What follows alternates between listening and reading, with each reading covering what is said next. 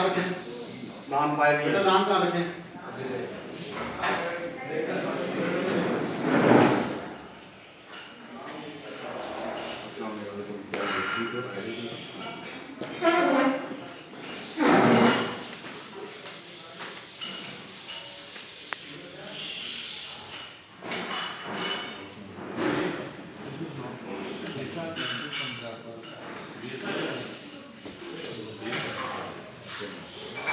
कम से कम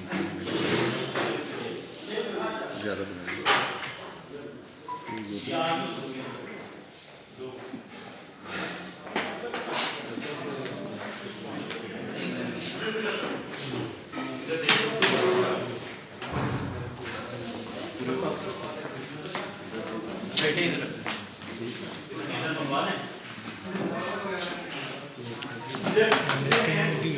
बहुत टाइम लग गया एक मिनट कोई नहीं थोड़ा सा मैं तो चावल आगे चावल लेके आगे जाओ सामान भी लेके ऐसा ऐसा सामान भी हो जाएगा। जल्दी लेके आओ और लेके आओ ये तो सही थे भाई।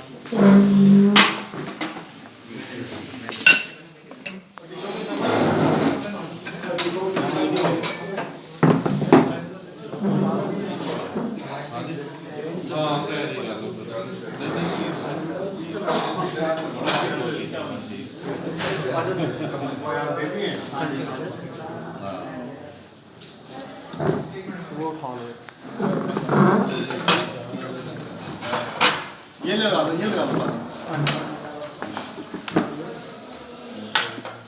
सब वो चावल हो गए 2 डिशों में मिठाई आराम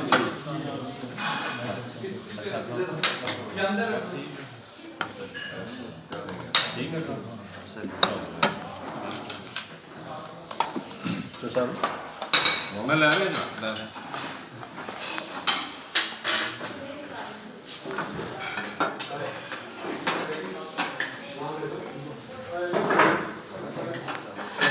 हाँ